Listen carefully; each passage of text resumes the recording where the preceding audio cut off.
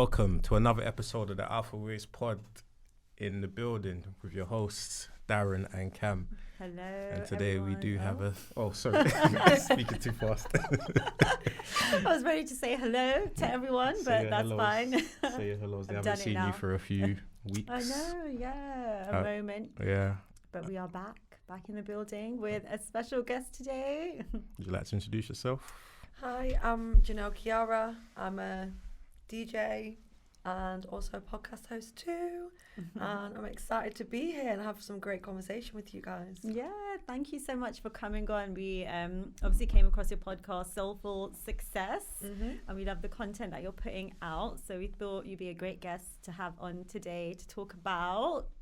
Discipline. Yes, discipline. Before we jump into the topic, it's a little bit about yourself. Yeah. So you've got this podcast, Soulful Success. Could you tell us a bit about that?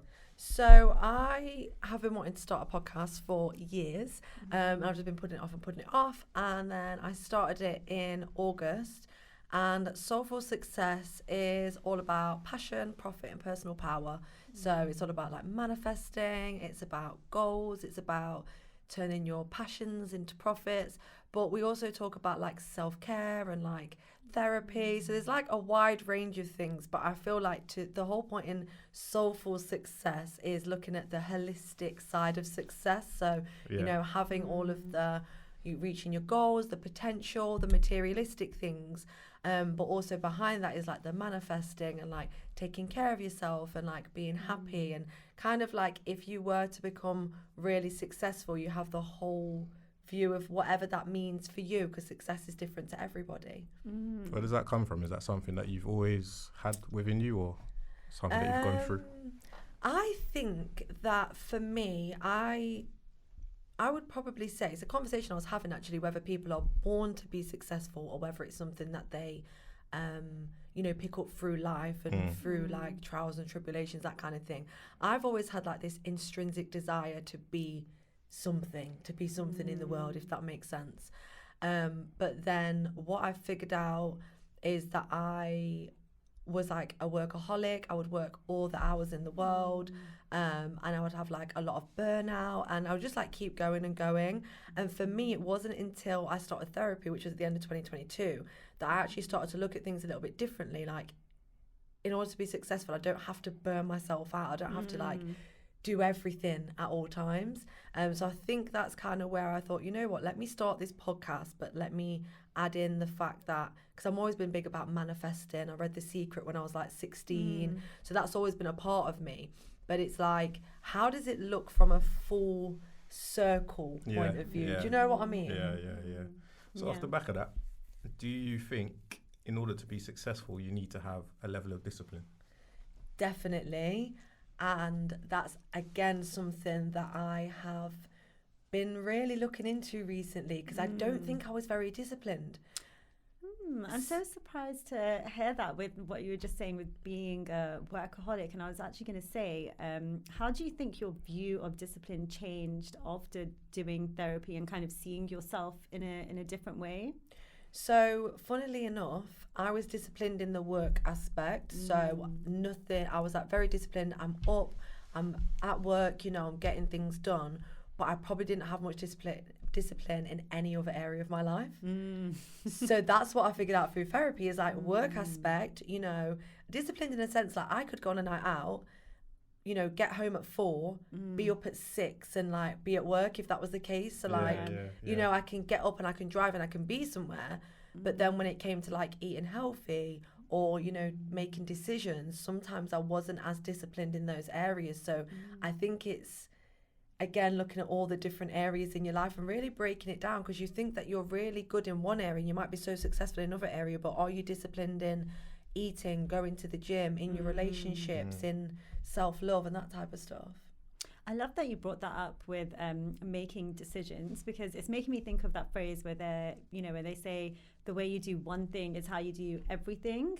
And I feel like when we think about discipline, we think about discipline externally, but we don't think about discipline with your thoughts and what you're choosing to think and how you choose to deal with mental chatter or let things run off. So I think that's such a key point, because for me, I think that's one of the things that holds me back with discipline, just kind of having those streams of thoughts and having it be quite sporadic, and then you're in analysis paralysis and you don't know what to start with. And it's really stressful. So how have you guys, I mean, do you deal with that? Is that something that's what you just said is kind of interesting to me about how you do one thing is how you do, say it again? How you do one thing is how you do everything. Do you believe in that?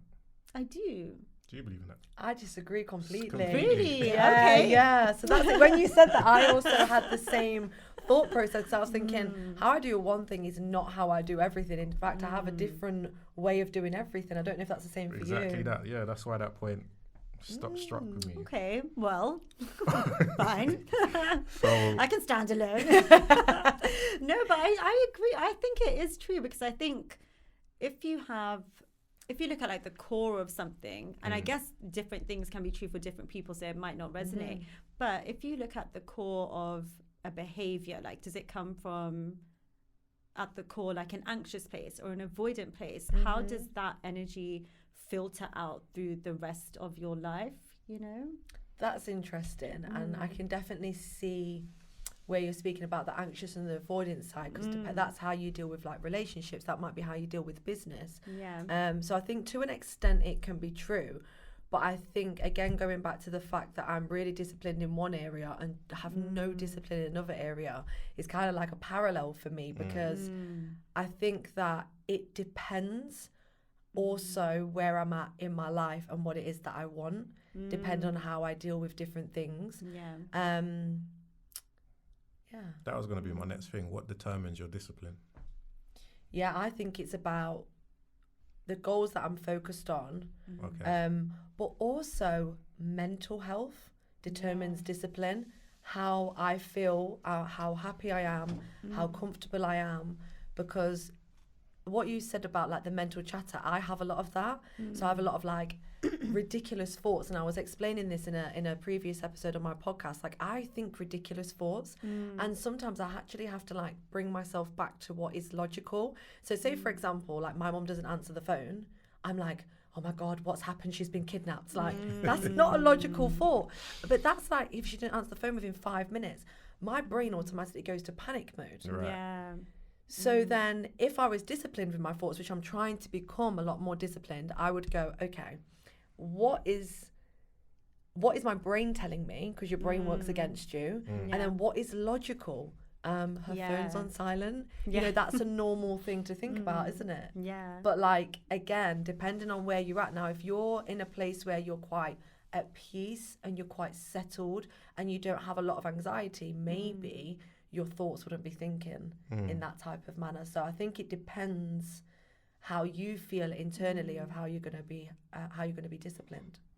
That's interesting, especially like with the mental health aspect, because growing up I didn't really hear anything about mental health, right? So you would just go through these things and you would just deal with it as and when, basically. But now obviously as you're going through life, you've got more awareness over how your mental health can impact your decision making or your discipline. In those times where you wasn't as clear or didn't have as much clarity, how did you manage to deal with it?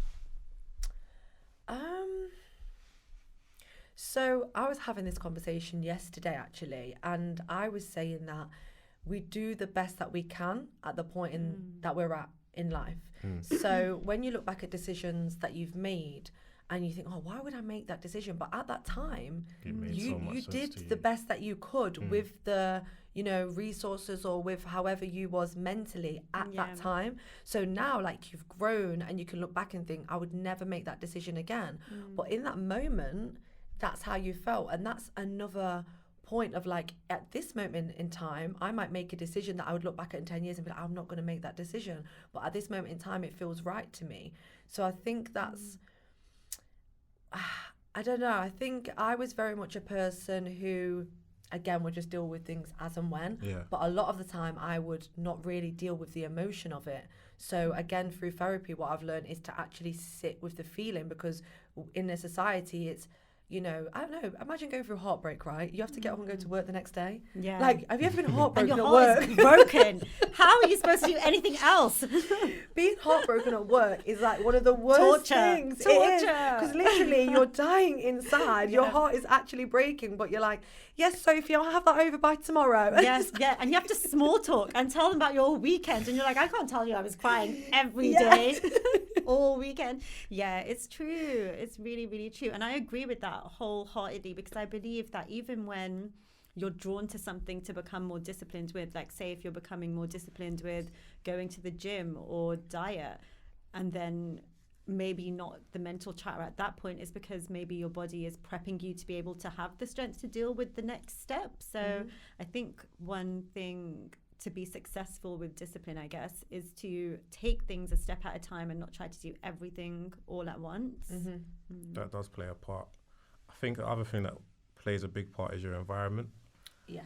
And again, growing up in certain environments, you're just aware of life within this environment. You don't know what exists outside. So you might think that this is the best thing to do to survive this environment, let's say. And being disciplined in that environment is totally different to be once you've left that environment and being disciplined in that environment. Yeah. What's the biggest change you've had in terms of discipline from one environment to another? I think with me, I've had to be accountable with how I'm reacting to my environment, because I feel like my environment has gone through phases where at times it's improved or at times it's gotten worse, because that's just what life is when you have people around you. You can't control how everything impacts them or you. So for me, one thing that would hold me back with discipline would be blaming my environment and thinking, oh, because that person who I can't get away from physically right now is affecting me, I'm going to go back to this habit that I was not going to do, or I'm too annoyed to do something that's good for me now. So you have to be aware of how your environment is affecting you and minimize mentally and physically what that looks like. Yeah, I agree with that. And the discipline with being accountable is a massive thing. Yeah. Becoming accountable for your own actions is huge, and it's not pretty. Do you know what I mean? Like, it's, you know, like when you take the time to sit and be like, actually, that was my fault. Yeah. That was me. Bravery. Yeah. It takes a lot of bravery, and some people never get to that place. Yeah. So if you're even thinking about that, that means you become quite self-aware. Understanding that you can remove yourself from different environments as well. Like, we're not stuck. So I know there's definitely times where we can't, you know, you can't up and move out of a certain area at some you know, just like that. At any given moment, But mentally, and the people that you're around, you can definitely change that. So for me, as a DJ, I was definitely somebody that was like always out, and you know, I've kind of been like through that party girl stage. And then the end of 2022, I just knew that I wanted like better for myself in a certain way. Like, so I had to remove myself from those environments. So, you know, this also becomes a habit. If you've got a habit of every Friday night, you go out with the girls, or you go every Saturday night, you go out with the girls, which was kind of like my usual weekend. And I think for most people it is. But then you've got to think, okay, where is this going to get me? And then when you actually sit with yourself, you have to remove yourself from those environments. Or maybe it's the fact that you've got friends who are always complaining and they're quite negative.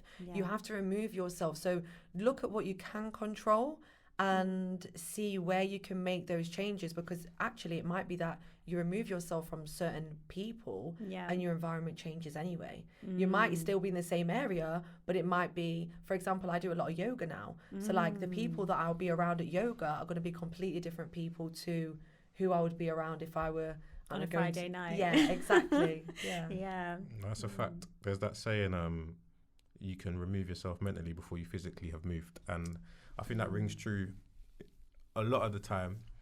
I don't know if it depends on your social circles as well. Have either of you've got, well, you both, well, I know you for a fact, but you come across like you're someone that would have a strong social circle around you as well. Yeah.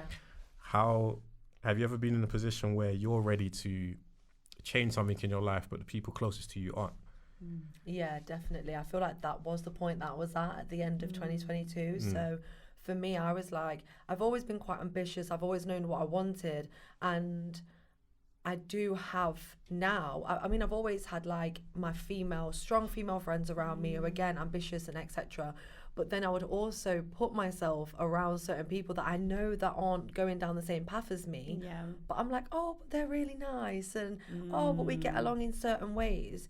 And then, you just have to look at your circle and think, who is around me? And it doesn't mean that you completely have to lock these people off. But it's like, you know, you might have old school friends, for example.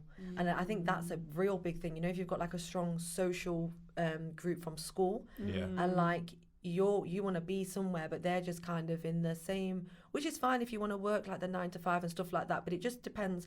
Your goals have to align with the people that are around you. And if you want better for yourself, you have to be around people that are doing better than you. And I think that sometimes you can be the person that's the better person for everybody else. So then where do you get your inspiration from? Yeah, you can't always be that person in every room. But the reason I asked that is because I have a friend, right? And like, he'll be my friend forever. But growing up, we used to go out a lot. Then it got to a stage where he said he wanted the same things that I wanted. And I believed him, genuinely believe him. And I believe he did.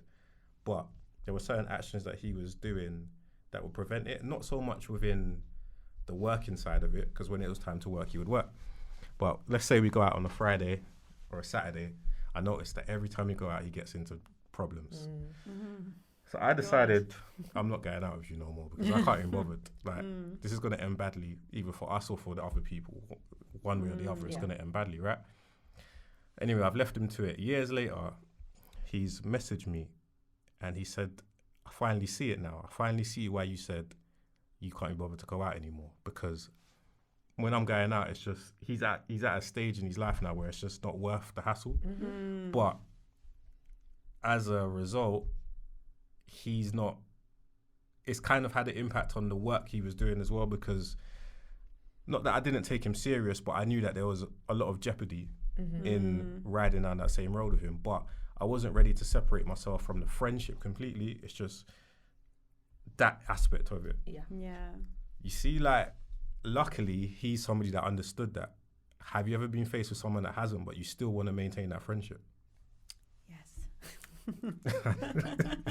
What did you do to do with that? You have to, like, to touch on like what was going through with your friend and stuff like that. That's such a common thing that we all experience sometimes when we're dissociating from what we say we want and then doing something different. And we all do that, you know, because we have unconscious agreements within us that we're not aware that we're still signing up for. And I think you did the right thing with letting that person be on their journey, because that is a journey. It's not about changing them, it's about just understanding where you are. And I think for me, like, dealing with people who, you know, friendships who I no longer kind of have, where we're going down separate paths, you really have to acknowledge and accept, and it is painful, but you have to accept that, one, you're not helping them, so are you enabling them by constantly being that shoulder to cry on, because they're not dealing with the impact of their fall, and you do find things at rock bottom. And then the second thing is acknowledging their impact on you, because it is draining to do that. Like, how much of my attention, which is limitless but limited in wasting it, how much of it is having to go towards them? And then you kind of do the steps with trying to have those conversations, seeing how that goes, and if it doesn't really go well, letting the separation kind of happen. And you have to be disciplined with that and letting people come back in or walking away from something and trusting that if you're meant to circle back, you will, but it's just not in alignment and it's messing with my vibration, which means it's messing with how I'm doing things. Yeah, so you definitely. have to trust that. Yeah. I think that was an area of my life that I wasn't disciplined at all. So when we were speaking about different areas, that's definitely an area that I still have to work on, because I have this thing where I see the best in everybody. Yeah. No matter what. You can put the devil in front of me. I'm like, but he is. Like, but he's had trauma. He's good deep down. Exactly. I am definitely that person. So, and I'm also like quite, you know, I want to see everybody succeeding. So it takes a lot for me to step away from people, because I will always be like, but you can do this. And I see people's potential before they even see it. Yeah. And that is such a hard place to be, because you can see the greatness in someone and you're trying to pull it out of them. But what you have to realize is what you said, they have to do it themselves. And it might mean that they hit rock bottom. It might mean that they never, ever fulfill their potential. But that is not your problem. No. And that's something that I really have to be disciplined with. It could be friends, family, you know, partners, anything. I'm definitely that person that's like, I'll help you, and I will hinder myself to help somebody else. So it might be that I'm taking time out of my day, or, you know, I'm taking time out of the things that I should be doing to help you grow, which is then hindering me, and then I'm behind on my projects or something. So understanding that that is something that happens, and then trying to pull yourself away from that is quite hard. How do you deal with that? So how do you like stop feeling that you want to help other people? That's my struggle, to be honest, because a lot of it's tied to my loyalties to these people as well. Like, I know we all eventually have to grow up and go through our own paths, but we've walked a certain path together. Like, we've been through things. You've had my back in certain situations. I've had your back in certain situations. So there's loyalty where I feel like I don't want to leave you to try and figure it out on your own, because I honestly don't think anybody's got it figured out anyway. But it's even harder when you, like you said, when you can see that there's potential in someone and you're just going to leave them to it. So that's something that I'm really struggling with, my loyalty, because like I said, I've got people that come from a certain walk of life, and just leaving them to it, it will probably, I don't know what will hurt more, as in me just leaving them to it and then getting a phone call that's, something's happened, or me still sticking around and being part of that something that's happened, if that makes sense. So I've mastered this part of my life. Love this. Please let us know. Give us all the info we need. So I'm going to give you the tips and the tricks. Please. And the only reason I mastered it was because I was on the other end of the spectrum, and it just really dragged me down with people. So and it's still hard now, because especially when you're starting to accelerate, you really don't want to leave people behind. You want them to come with you. And that isn't easy at all. Like, it's still hard. But one thing we have to remember is how much we disable others when we forget that they are actively making choices. They're making choices. And you have to remember the past versions of yourself that didn't make choices either. And no one taught you. Like, everyone has that navigation system, that ability. And you have to trust that. You have to trust that they're responsible for their choices and they are actively making them. And we can think that we're helping people with giving advice and certain things, but what's like a small baby step for you might be such a large step for them. So I think for me, what helped me was knowing that I'm actually not helping anyone in the way that I think I am. And I have to trust them that they have everything that I have, you know, because pity isn't love. And part of being accountable is to know when you're pitying someone. That's a fair point. That's interesting. That's a really fair point. interesting. And I liked what you said, that everybody has the navigation. Yeah. Because we do. And it might take others a lot longer to find it, or they may never find it. But I think one thing that I'll take from that is that we're all on our own path. Yeah. And one thing that I found it really hard is, especially with like, even with like family members, especially because these people are your loved ones. Yeah. But they have their own path. And unfortunately, you cannot control anybody else. I found that really hard because I realized I'm actually quite controlling. Yeah. And it's not from a bad place. It's from a very good place. I'm trying to control my outcomes, your outcomes, everybody's outcomes, so that it's the best. But what you realize is you could give somebody like chance after chance after chance. And what they're showing you is that they're not ready to become who you see that they are. And if they never get there, then that is their problem. And I think that's the hard part. Like you said, it's the hard part of, but what if? But at the same time, like, we are all on this journey alone, and we have to focus on us. And we can, the thing is, people will align with your path as well, and the right people will align. So whether it's family, friends, whoever it is that comes into your life, you have to be disciplined enough to learn when to let that go. Yeah. And when you do find that, you'll find that your life flows a lot easier, because when you're trying to help these people, I don't know, it kind of has a profound effect on your life, and you're struggling and, you know, you're not in a good space or you're getting stressed, and you let that go, you cut that person, you're like, oh my God, it's so peaceful. You've done that with friends before, like when you've let friends go and you're like, actually, those constant phone calls moaning was like really annoying. Draining. Yeah, and it was draining. And you don't realise until you cut it off and realise how much peace you have. Yeah, and you can still maintain relationships, like especially with family members and going down different paths. And I don't mean different as in better or worse. Like I mean different as in just completely different, like maybe more spiritual and maybe less spiritual. So just like a lot of resonance that isn't there.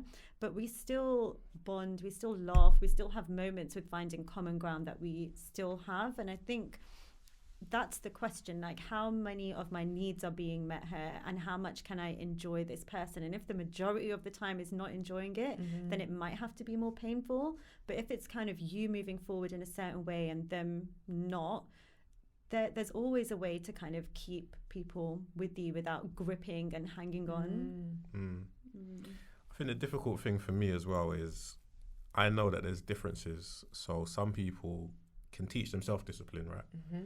And other people need an example. I've been on both sides of the coin, just depending on what the situation is.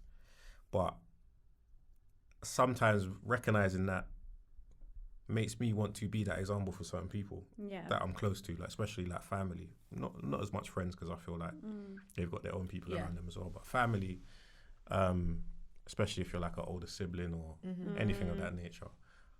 How do you separate the two there when there is somebody that is essentially looking up to you because they are younger than you, and you've got to be that example of discipline, but within yourself,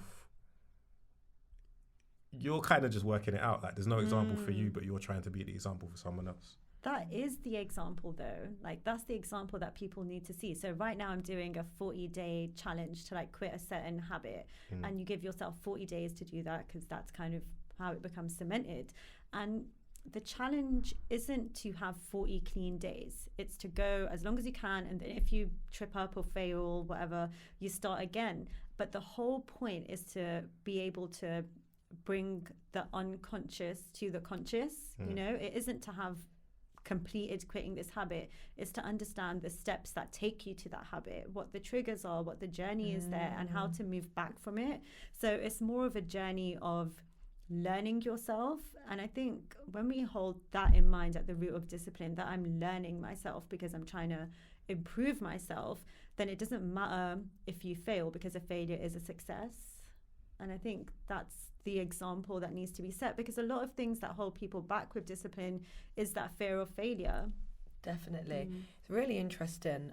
I've not drank for 4 months. Oh, wow. So I quit alcohol. I've been one of those people that like quit and then start and then quit and then start. It's just one of those things, isn't it? Like, you know, if you've been hungover, you're like, I'm never drinking again. Yeah. And then you do. Yeah. Well, I had like probably the worst hangover. I'm 28 now, so I'm like, I can't deal. I can't actually deal. And I've managed to become disciplined this time, and there's different reasons why. One, I didn't give myself a timeline. I never said I was never going to drink again, but I also didn't say, right, I'm doing it for 30 days, I'm doing dry January, I'm doing Stoptober. There was no time limit. It was, I'm going to go for as long as I possibly can. And I think by giving myself that, it's been a lot easier. Now, one of my friends, she actually was an alcoholic at one point, and one of the things that they said is, even if you have a drink, you don't need to start all over again. You haven't, you know, even if you, say for example, you didn't drink for a year and you had one drink, it doesn't mean that that whole year has been, gone to waste. has gone to waste. And that really resonated with me, because I think that, okay, if, for example, I was like, okay, I'm just going to have a cocktail while I'm on holiday, does that mean that I've wasted all 4 months? Or does it mean that I've had a cocktail and then I might not drink for another 6 months? Yeah. And understanding that you can kind of go back and forth. Now, if you then said that you wasn't drinking, then you go back into full, I think a lot of the time people go back into the habits full blown, and probably even worse than before, is because they've put a lot of pressure on themselves. And I think pressure works differently for different people. I'm somebody that if you put too much pressure on me, I'll crumble in a way, depending on what it is. If it was like uni deadlines before, like 2 hours before deadline, I can do it. Yeah. But I think you have to understand your pressure points. Understanding how much pressure can you take. Don't tell yourself that you're going to go to the gym 5 times a week when you've not even going once. So true. Do you know what I mean? True. Understanding what are your limits with discipline, because don't go all out. Now, depends. I don't know. You might be somebody that has to go all out all of the time. I'm different. I can look at different areas in my life and think, actually, I want to go to the gym 5 times a week. Currently probably going once and then sometimes missing 3 weeks. So then I was like, okay, I'm going to go 2 or 3 times a week. And then having that, you know, seeing those results and being like, I can do this. Yeah. Ticking that off, momentum. The small wins might actually be better for some people. So, yeah. That actually really resonates with me, even though I just said everything about the challenge. Because that's kind of what I found. Like, I think when I have all that pressure on me, I start really, really strong. And then I burn out quickly because I'm like, yeah, this is going so great, blah, blah, blah. And then my relapse is 1,000 times worse than how it was when I started the thing that I'd set for myself. And I think that's a really gentle way to kind of not have the bar low, but to give yourself the opportunity to succeed rather than to fail. Yeah, and discipline is a whole lifestyle change. Yeah. So for me, going to the gym, eating healthy, becoming a healthy person, I started with this personal trainer, and this man was a bodybuilder. And honestly, I couldn't, it was too much pressure. I'm like, I'm just a girl, I'm just, please. He was like, you can't eat this, you can't have that. I love cake. I'm not going to not eat cake. And the thing is, it's unrealistic expectations that he was putting on me. And I just knew, and I was like, no, that's not going to work for me. I tried to do it, cut out carbs, cut out this, cut out that. And I was like, one thing that I learned from that was I am a person that wants to do things for the long term. These fad diets, they're not long term. Yeah. You know, certain things aren't long term. So you have to look at, what do you want for your lifestyle? So for me, it was like, I want to still be able to eat and enjoy nice food. I want to eat cake. I'm not giving up cake. I don't care what anybody says. This may not be the best health advice. I'm not, you know, I'm not like a PT, as you can tell. But what worked for me was that within a year, my whole like body changed. I got to the place that I wanted to be.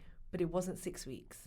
Yeah. And maybe if I'd have done it for 6 weeks, I'd have quit after 6 weeks and gone back to exactly where I was. Yeah. What I had to do was learn to have smaller portion sizes, you know, go to the gym for a certain number of days, learn to like really enjoy healthier food, you know, make different decisions. But that can't come, it doesn't come within a week, it doesn't come within 6 weeks.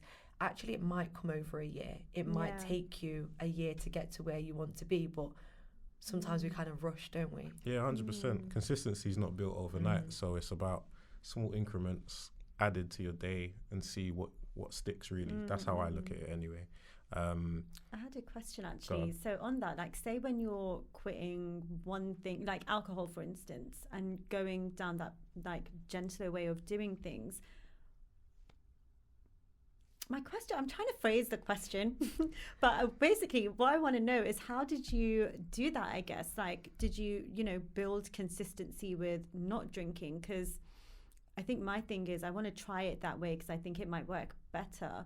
But what's the measurement if it's not a time frame? Is it kind of like, let me see how many days I can do without this? Yeah, so making different choices, understanding, so...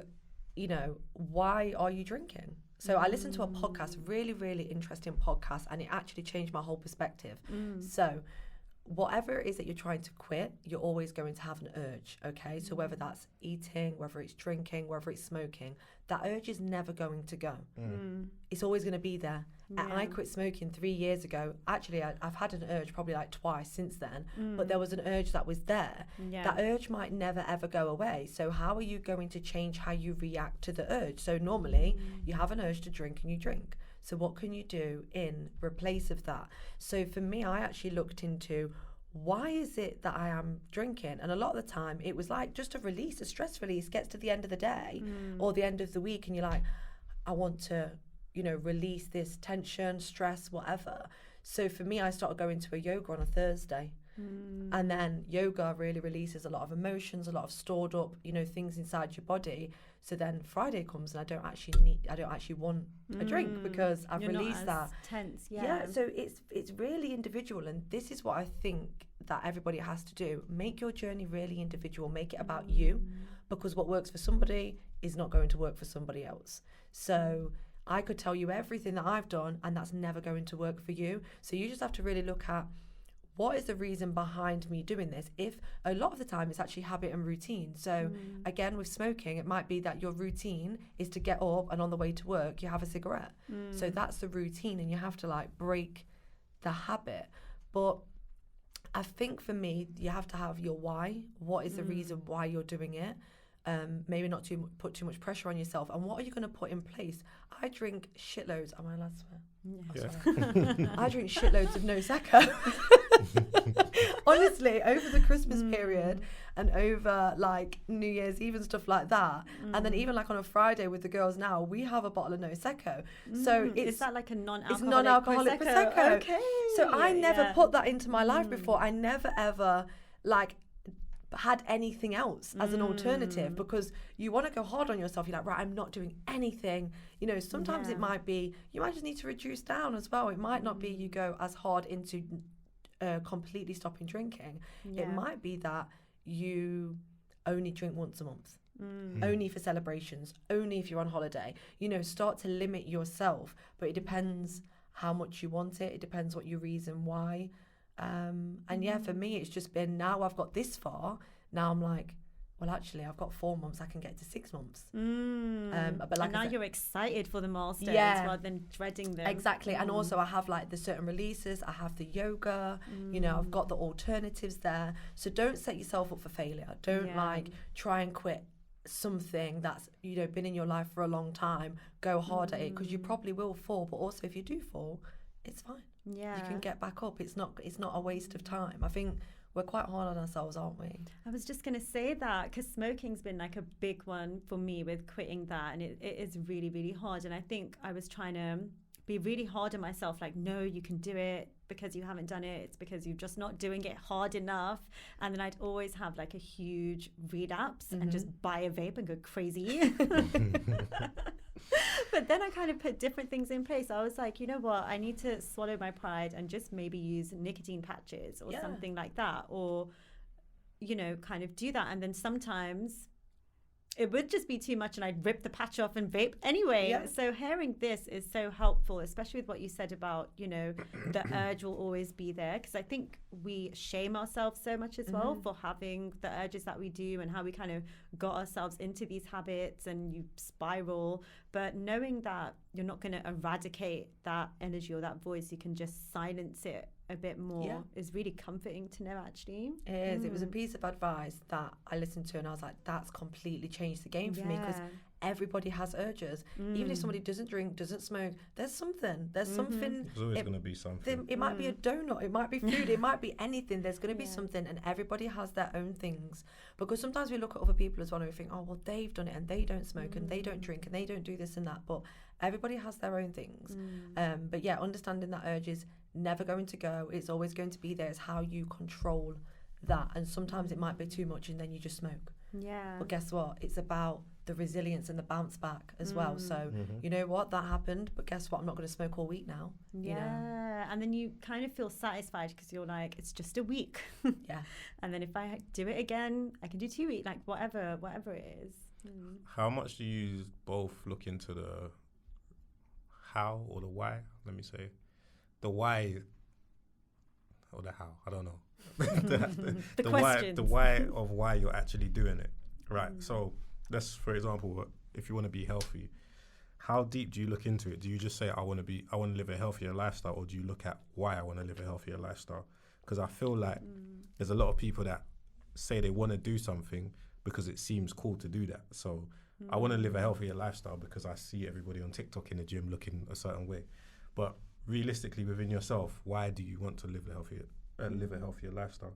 Do you ever look past not the surface of it, but do you ever look a bit deeper into why you want to do certain things? Or even with yourself, like why you actually wanted to quit? Was it the real reasons? Was it the right reasons? Or was it just because people were telling you that you need to quit? No, so for me, quitting smoking was because of how it was actually like affecting me and my body, and then remembering periods of time, like especially over the second half of COVID, I think I did quite a while without smoking and how much better I felt. So, and then superficial reasons as well, like hair, skin, nails, all that cool stuff. So I think knowing my why though, because my urges are so strong, isn't helping me, because I'll have the why in my head and then I'll just do it anyway. So I think looking at why do I do this might be better to understand, like I said, those unconscious agreements and what's going on, like what part of your identity do you think you're needing that you don't need anymore? That's really interesting. I don't think I really looked at the deeper why before therapy. And I think that even if you don't go to therapy, but you journal and you actually go into it. But again, at the same time, so it's like, again, it's a parallel, because you know, even if you know your why, you're still going to do it. So then you have to look at triggers. Then you actually have to look at what is triggering me, because you know. So say, for example, you know that you want to go to the gym for your own sake. It's not just because of everybody else. It's like, you know what, I've put on 3 stone. I really, really want to lose this weight. I want to feel better about myself. So you have your why, okay? And it's quite a strong why. What happens when 6 o'clock comes and it's time to get up to the gym and go to the gym? What happens then? That's discipline. That is discipline. The why is there, but if the discipline isn't there, it doesn't matter, because you have to go beyond your why and beyond your feelings, because you do not want to feel, you don't feel like getting up and going to the gym at 6 a.m. No. But it's habit, it's routine, and it's just doing it. Like, you just have to just do it. It is what it is. Yeah, I agree. One of my favorite sayings I heard someone say was, discipline is what happens when motivation fails. Yes, that is my favourite quote at the minute. I'm living by that for 2024. I need to put that as my screensaver, because motivation isn't going to be there. I am not motivated. And motivation comes and goes. It's waves. Like, Yeah. I'm definitely somebody that like struggled with, because sometimes I could be really motivating and motivational to others, but then, or sometimes I can be really motivational to others but not to myself. So discipline has come in because it's been like, I can't explain. Discipline is just doing, because you have to, and that's it. There's no other option. It is what it is. And discipline for me is just doing. So when the alarm goes off at 6, you get up, because that's what you do. Because you can have the why, you want to be this person, but at 6 a.m. when it's cold, that's not. You don't care about that. You're like, oh, I could do it tomorrow. I'm like, I don't even want it that bad anymore. You know what? I decided against it. I'm happy. So the triggers is the most key thing. I literally agree with that so much, because that's the thing that stops you from doing what you want to do. And in that book, Atomic Habits, they talk about, it's about setting up systems and processes to help achieve that thing, to avoid those triggers, and also accepting that for a certain period of time you're going to be in the valley of disappointment, where it feels like you're doing a lot every day and seeing nothing, but then it all comes in one go and you get the good stuff from those results. It's about the long term. It's about understanding that, you know, what you want for the long term is going to come, but you just have to keep doing that thing. There is a quote about it and I can't remember what it is, but it's basically about the long-term success and holding that end goal, especially like with the gym or other things where, you know, it takes time to build up, but when you actually see the results, you'll be like, oh my God, that actually really worked. And then the motivation comes in. I think the motivation comes in once the results are done. So now I'm motivated to go to the gym because I can see that it works. We're humans. We want to see it. We want something tangible. But until that happens, discipline has to come in at that point. 100%. What do you guys think about, like, how disciplined do you need to be disciplined? In terms of what's the loophole here? In terms of, like, like, do you feel, because I think, is there a middle ground? And I'm asking so genuinely because, you know, I don't know if it does work to have that, but maybe it does, because one day you might not really want to do it. So it doesn't mean not going to the gym altogether, but finding, still going, but maybe doing something a bit less. Like, is that a helpful thing, or is that a myth? No, that's helpful for me. Very helpful. I think personally it depends, but for me, I spoke about this the other day actually. So I was saying that even if you can't be bothered to go to the gym, I sometimes go to the gym and do 20 minutes, I go and do 3 exercises and go home. But was it worth it? Yeah. I still went. I still did the thing. There's going to be times when you're just not going to want to do it. Again, depending on if you've got something massive going on in your life. So maybe it's like you can't do the full thing that you want to do, but you can just do a little bit. So I don't know, maybe like it's like counts. And it's like, say for example, like you talk about content. You might not want to like film content today, but can you do a little bit of research into what it is that you want to record? Yeah. And maybe just do a little thing, a little step each day. That's what I live by. But it's one thing with discipline that I wanted to ask: does it always need to be something major that's happened for it to spark within you? Because a lot of people... That sounds like an interesting story. What? I don't know. I've got this thing where like, something major has to happen into my life. Well, it doesn't now. I'm trying to get away from that being my story. Yeah. I'm very much all or nothing. Yeah. Like something major has to happen in my life for me to make a big change. But then I'm trying to rewrite that story because it doesn't have to be that way. Do you know what I mean? But it's funny because it depends who you are as a person, doesn't it? But for me, I know there's been times where it's like it took that hangover from hell to make me never drink again. Where you look at yourself and you're like, this can't be it. Yeah. This just can't. Yeah. Or it would take like the absolute end of a toxic relationship to be like, hello, can you see what was happening here? Yeah. It's always dead extreme. I'm learning to try and not to make things so extreme, but I don't know. How about you guys? I've learned to be able to leave things on a high, if that makes sense. But it doesn't happen every time. I'll be lying. I love putting it like that though. Leave things on a high. It's such a good way to put it, because I'm similar to yourself. Like I really need to learn the hardest way. Otherwise I'll just keep pushing. I'll keep towing the line. Like I'll keep going until it does. And I'm trying to change my story as well.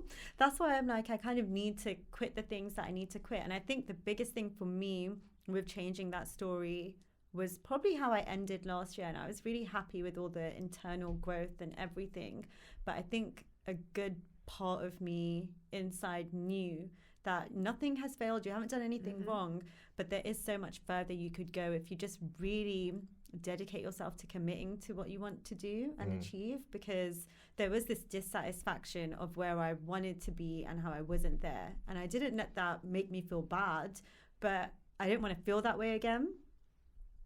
So yeah, having that was all internally. You managed to look within yourself and realize you needed to do something about it. I just saw, so my birthday's in December, and I just saw the candles on the cake, and I was like, yeah, I can't feel like this again. Birthday time is kind of that time, isn't it? Like for me, New Year doesn't really make that much of a difference. Yeah. So where's your birthday? Yeah, mine's in June, so mine's halfway through the year. Then I'm like, right, I've got 6 months to do everything That's I such need a nice to do. spot though to have a birthday, like a real check-in midway. Yeah, but it is that point, isn't it? Like as you get older, time like isn't meant to be like a massive concept depending on how you look at it. But you do have the societal pressures, and I think every year on your birthday, it's like, I remember writing a journal entry and I was like, I do not want to spend another birthday hungover.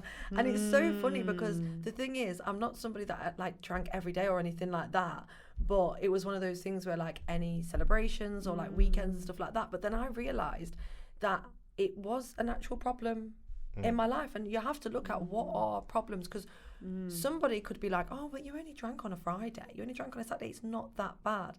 What's bad for you isn't bad for them. You know, you might be someone that just smokes socially, but actually you want to quit that completely. So you have to really look at what are your own milestones, who do you want to be, and how are you going to get there?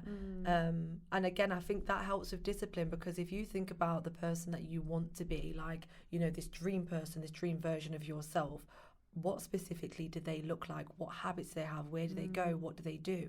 And then you look at where you are now, and it's like, well, am I helping or am I hindering myself? And I think sometimes when you keep looking, rather than looking outside, rather than looking at, you know, Joe on Instagram and what he or she's got, it's like, well, where do I want to be? And then how do I get to be that person? And I always think that that helps me a lot more, because I'm not looking externally at what everybody else has got. I'm thinking, right, I want to be, you know, this person that goes to the gym at 6 a.m. and she's healthy and she does yoga and, you know, she does all of these things. But right now I'm not doing any of those things. So what steps can I take to get there? And then every time that I feel like I don't want to go to the gym, I'm like, well, next level Janelle does. So you have to kind of like bring yourself into that reality. Keep that in mind at all times. It's definitely difficult though. It is. I think for me, I don't know if that works for me with thinking about, because I've tried to do that, like to picture who I want to be and what she does, and then I just go into like my imaginative world and I'm really thinking about it. And I felt like for me, the more I did that, the more it felt like a whole separate person. Like it put more distance in between that, because it became almost like this fictional, unattainable version of myself, and then I'd add more habits and things, and it just made the version of me today feel so much less, because I'm not that person. And a lot of that was also influenced by, like, you know, what I was seeing on YouTube and TikTok and stuff like that. So I think a good gateway into coming out of that is bringing it back to you. Like, what do you want to do? And that's quite hard if what you want to do might be a little unconventional. But I think one thing that helps me, especially with like bringing that version of myself into the moment, is thinking, how do I want to feel? Like, do I want to feel like this? You know, is there another way to feel this dopamine that I'm feeling from whatever I'm doing right now? Because that feels really good, but I don't like how my lungs hurt. So it's kind of like, bringing it back to how you feel, because also how you feel creates that mental environment that we were talking about earlier, and then that creates your outer environment. Like, thoughts really do impact your emotions, which then impact your behaviors. So trying to cultivate the feelings that I want, and knowing that I don't necessarily have to be exactly that person in that timeline to feel the way that I want to feel right now does help me. I like that. And for me, it's giving me a whole other perspective. And what's really interesting is everybody has their own individual ways of doing it. There's no one set way. And I think sometimes you listen to like motivational speakers or you read these books and people will say, for example, like me, this is what you need to do, you know, you need to feel like this. And then you would say, but you know, this is how I do it. And I think, again, bringing it back to the individual person, how are you going to become disciplined? It's completely down to you. Like, what helps me might not help you. Like you said, for you, that was like, well, actually the person I want to be and the person I am now is massively different, but the whole point about the feeling worked for you, and that actually would probably work for me too. But it's just trying lots of different things and then figuring out what works for you. But I think that with all of the information that's out there, you know, getting up at 5 a.m. and does not work. That might not work for you. You might be a night owl. Like getting up at 6 a.m. and going to bed at 10 p.m. that really works for me, because I know that by kind of 6, 7 p.m. nothing's getting done. If it's not been done before then, I'm doing nothing. So you have to work out what works for you. But these kind of like motivational and discipline books are like, right, get up at 5 a.m, go to the gym 5 days a week, and if you don't do any of that, then you're a failure. Do you know what I mean? It's like, too much. It's way too much. Like, even like one small example, because I was thinking about what is going to get me out of bed in the morning, because I have that habit of lying there, blah blah blah, not getting up. And I tried so many different things, like listening to a motivational video, maybe having a shower first, whatever. Like, nothing really works. And I realized the thing that really does something to me in a visceral way is music. So I made like a little morning playlist to play as soon as I wake up, and it's not like all the maybe, you know, more superficial songs that I'd listen to. Would have lyrics that I really like, that resonate with me and that make me feel good and want to get moving. So it's even, like you said, bringing it back to yourself, because you're not really going to hear that in the morning. You're going to hear about, you probably shouldn't do that first thing. But it works for me. So you kind of have to... You just got to find what works for yourself. Definitely. How do you both deal with things that aren't as visible but require some sort of discipline? For example, I had a friend, and I wouldn't even say struggling, but they had an issue with sexual discipline where there's nothing like looking at it, there doesn't seem like there's a problem or anything that he needs to be disciplined about. But beyond that, there was definitely elements of discipline that was required. So it's easier to find discipline when it's things like the gym or eating or things that you can physically see in front of you. How do you find implementing discipline into your life over things that aren't as physical or visible to you? I'd say it goes back to that urge. You know, I think, again, that can go back to the urge. So his urge, or a lot of people's urge, is around sex. And I think understanding that it is just an urge and maybe looking at it in a different way. Now, sexual discipline is definitely something that I think, you know, depends on who you are as a person, you know, how sexual you are, and it's going to be completely different for different people. Cultural and all yeah, these exactly. things, But again, looking into the reason why do you have that urge? And then what does it do for you? Is it just that fix in the moment and then it actually doesn't get you anywhere?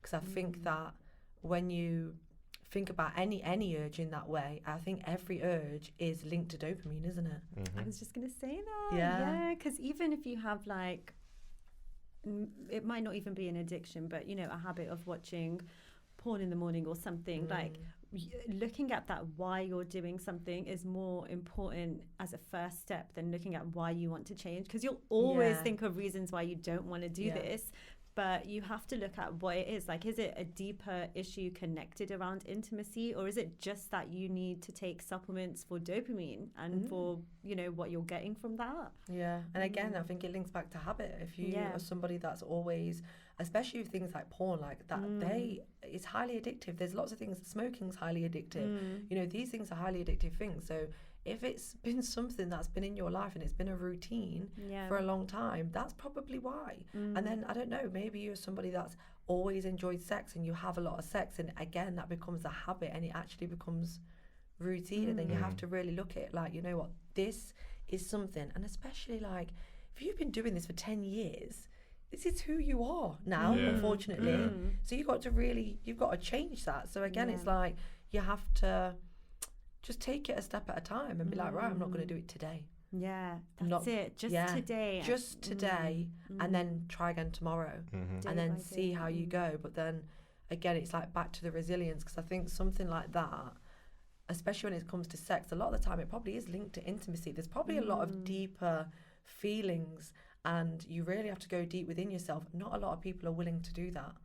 Because it's scary and you shame yourself. I was going to say, like, the ultimate step one is to give yourself compassion. And I think even that, saying, you know, you've had 10 years of this momentum playing itself out now.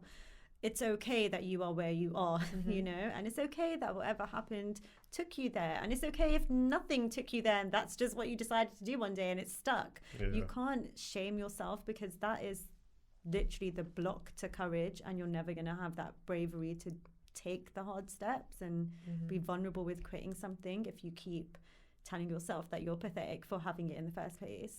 Shame is probably one of the biggest reasons of why you don't end up quitting, which is really weird, because you think that the shame would bring you out of it. It doesn't. It makes you go deeper inside yourself. And especially when it comes to sex, like, there's a lot of shame already. You know, I don't know if you've got a certain fantasy about something, there's a lot of shame around that. There's shame around porn, there's shame around everything. But in actual fact, we're all humans and we all have urges for different things. And until you get over that shame, you're never going to get out of that place. So until and forgive yourself from whatever's happened. Forgive yourself for, again, like I said at the beginning of the podcast, making decisions when that was the option that you chose at that point in time. Learning to really, a lot of this stuff takes deep inner work. It does. And it's hard. And there's going to be a lot of people that are just scared to even open that box, because you open that up and it's a lot. It's a hell of a lot. It's a lot. And I think we all need to remember that humans are hardwired for so many things through nurture, but naturally we really all are hardwired for love. We are, you know, we seek connection in so many different ways. Like, we love movies, we love that song. It's just in us to love. So we need to do that for ourselves. And I think telling yourself that you just love yourself the way you are and it's fine how you got there. And I think as well, discipline, I don't know if discipline really does go hand in hand with tough love, you know, like you have to do this, blah, blah, blah. I think a shift for me was saying, I'm doing this because I love myself. Like, because I love myself, I'm going to open the curtains and open a window. Because even when you are looking at the whys, it is exhausting work, which is why you do need to be adaptable with how you're being disciplined. It's a lot to look at yourself. So making that journey as easy as possible, moment to moment, which is why I loved what you said about the day-to-day thing. It's just a nicer way of doing it, and it's got a higher success rate, I feel. Yeah, and also your moods are going to change. Different things are going to happen day to day. So unfortunately, not every day you're going to be able to show up and give 100%. It might be, I don't know, you wake up, it's the middle of summer, you've got so much motivation and you feel 100 that day, you're going to feel great. The next day, something could happen, because we also forget that in putting discipline into our lives, stopping doing things or starting to do things, there's also a whole lot of external factors, you know, emotions, feelings, relationships, etc. So understanding and taking it day by day and be like, you know what, today I don't feel too good. So maybe today's not a gym day, but tomorrow might be. So, and honestly, you can take that time off. Like, I think I've had about a week off the gym now, and I'm like, I really need to get back into it. But as long as I do get back into it, that's the point. It's about bouncing back. Not leave, you know, discipline is like, you know, you don't just fall off for 7 months. You know what I mean? It's about the bouncing back. Yeah, definitely. Sometimes you have to give yourself a little bit of a break as well. So that makes sense. We're at that point of the show, though. We are. We want to hit us with your words. So at the end of each episode, we do a word of advice. So kind of wrapping up advice in one word to do with discipline. But we never actually do one word. So I guess it's just me trying to think one word. We've never. Maybe small sentence. Small sentence. Or even kind of like, what word would you put alongside discipline to help you get through it, you know? Consistency. Yeah, I think consistency, because I think that discipline comes with consistency. I actually do believe that they go hand in hand. I agree. What about yourself?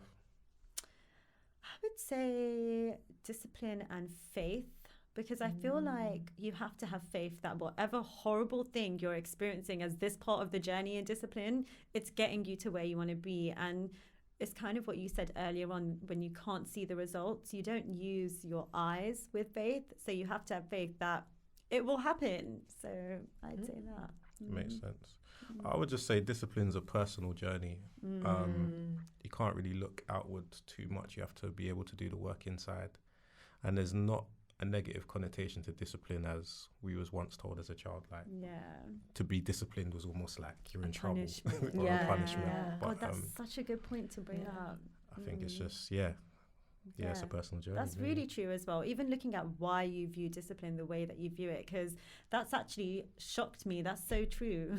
Like what you associate with the word discipline. 100%. Well, it's been great having you here. Thank you. It's been such a good conversation. It's been such free flowing, and it's like you've made some really good points, and you've made me think about stuff, which I love. So likewise, definitely. I'm done with the 40-day challenge.